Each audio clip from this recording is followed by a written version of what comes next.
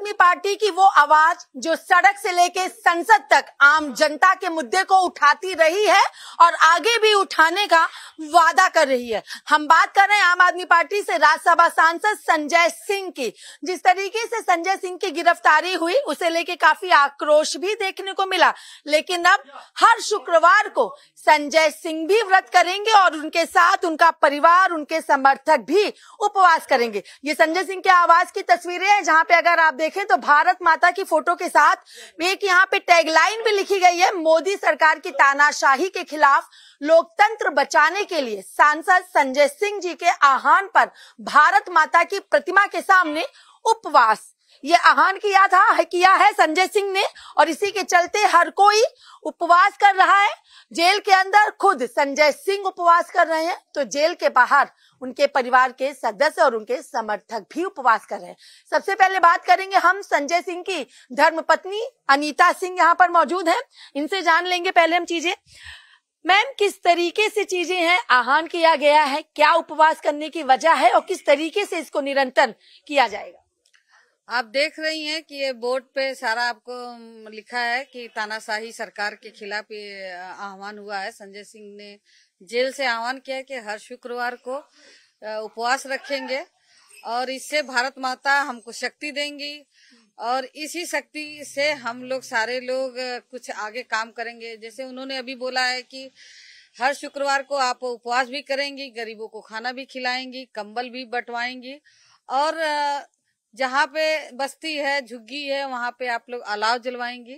तो हमारे कार्यकर्ता, युवा नेता हैं और यहाँ पे और सब लोग हैं, सब अपने अपने क्षेत्र में जहाँ पे देखेंगे जिस तरह की जरूरत है वहाँ पे इन लोग उस तरह की मदद करेंगे। तो ये अपने भाई के यानी कुल मिला के अगर देखा जाए नीता जी तो जरूरतमंद लोगों की मदद करना और उपवास के माध्यम से अपनी इच्छा शक्ति को भी व्यक्त करने के लिए किया गया। उपवास इसलिए है कि भारत माता मुझे शक्ति दे, ईश्वर शक्ति दे कि इस तानाशाही सरकार से हमारे साथी हम लोग लड़ सकें। जैसे बेरोजगारों, महिलाओं, सबके साथ जो तानाशाही सरकार कर रही है उस सब से लड़ने के लिए हम लोगों को शक्ति दे, संजय जी को शक्ति दे। वो बहुत ही शक्तिशाली हैं, उनकी ऊर्जा ऐसे ही बनी रहे। उनकी ऊर्जा से हमारे लोग, उनके भाई हैं, उनकी वाइफ हूँ, तो जैसे हम पहले भी उनके साथ खड़े थे, आज भी खड़े हैं और आगे खड़े रहेंगे। आप देख रही हैं कि हमारी बहनें भी आ रखी हैं, हमारे भाई लोग भी आ चुके हैं। तो ये संजय सिंह का आह्वान, संजय सिंह एक कार्यकर्ता नहीं समझते हैं, अपना भाई समझते हैं, अपनी बहन समझते हैं। तो उस हिसाब से इन लोग एक कार्यकर्ता के हिसाब से नहीं, ये सोच है संजय जी की कि वो हमारे कार्यकर्ता नहीं है, ये हमारे भाई हैं, बहन है। तो उनके आह्वान पे इन लोगों ने यहाँ पे आके एक दिन का उपवास किया है और अपने क्षेत्र में जितना इन लोग से हो पाएगा उस हिसाब से मदद करेंगे। संजय सिंह वो व्यक्तित्व हैं, वो आवाज है जो संसद के अंदर भी एक मुद्दे को उठाते हैं तो पूरे सदन के पटल में शोर गूंजता है। संसद के बाहर जब मुद्दे को उठाते हैं तो एक आम नागरिक भी उठ के अपनी आवाज को उठाना चाहता है।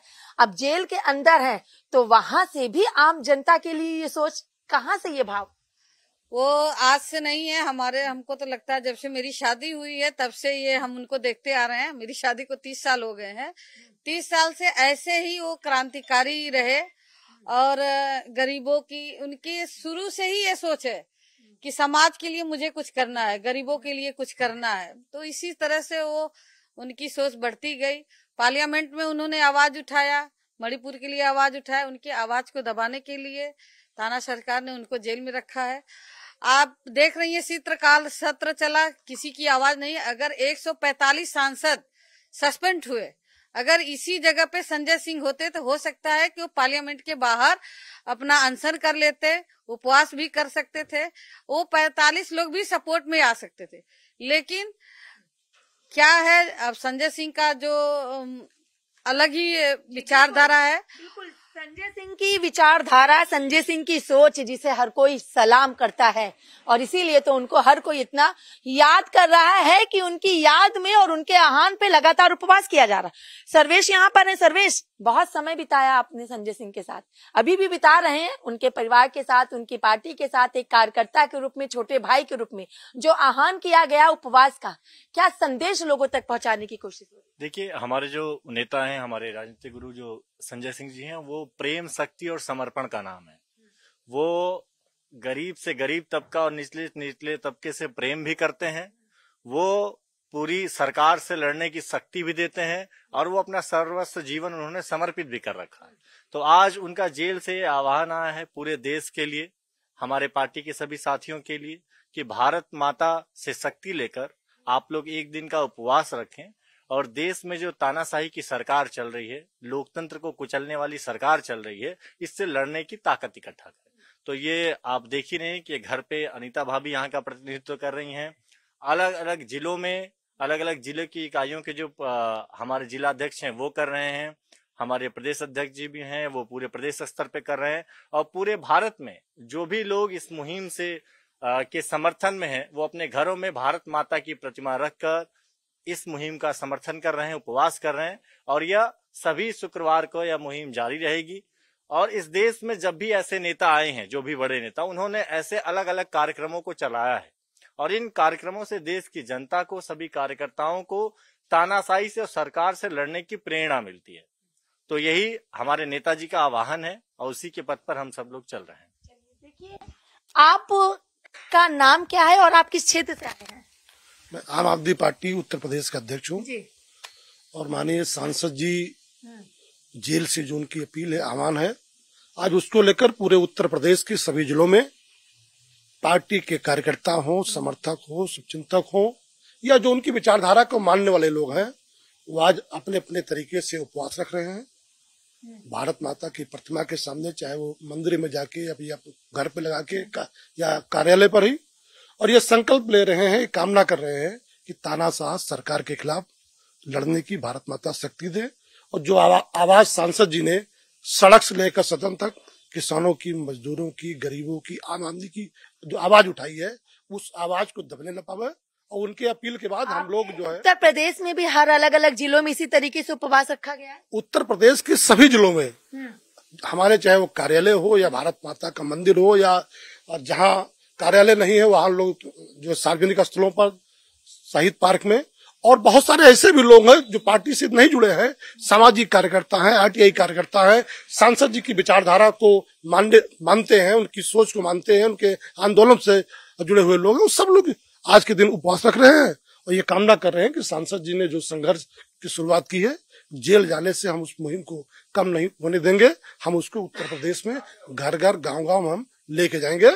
चलिए, देखिए, किसी एक देवी देवता के नाम पर नहीं, किसी एक जाति धर्म के नाम पर नहीं, सिर्फ और सिर्फ भारत माता की आन बान और शान यानी भारत माता के नाम पर एक दिन शुक्रवार का उपवास जेल के अंदर से शुरू किया गया है, जो कि जेल के बाहर और आम आदमी पार्टी की उन तमाम जगहों पर किया जा रहा है। खुद संजय सिंह के घर पर उनकी धर्मपत्नी के नेतृत्व में इसे किया जा रहा है, अलग अलग जिलों में किया जा रहा है। और इसी करने का सिर्फ और सिर्फ एक ही उद्देश्य है कि जरूरतमंद लोगों तक वो जरूरत की चीजों को पहुंचाया जाए, जिसके लिए जनता अपने प्रतिनिधि को चुनती है। साथ ही लोकतंत्र को बचाने के लिए उपवास किया जा रहा है। लेकिन ऐसे में देखना होगा कि आखिर संजय सिंह के आह्वान के साथ, हर शुक्रवार के उपवास के साथ, आखिर देश की राजनीति में क्या कुछ परिवर्तन होता है और क्या वाकई में उन जरूरतमंद लोगों की दुआएं संजय सिंह के साथ होती हैं और उसके लिए संजय सिंह कब, कितनी जल्दी जेल से रिहा होते हैं और अपनी सभी जनता के साथ मिलकर इस शुक्रवार के उपवास को आगे भी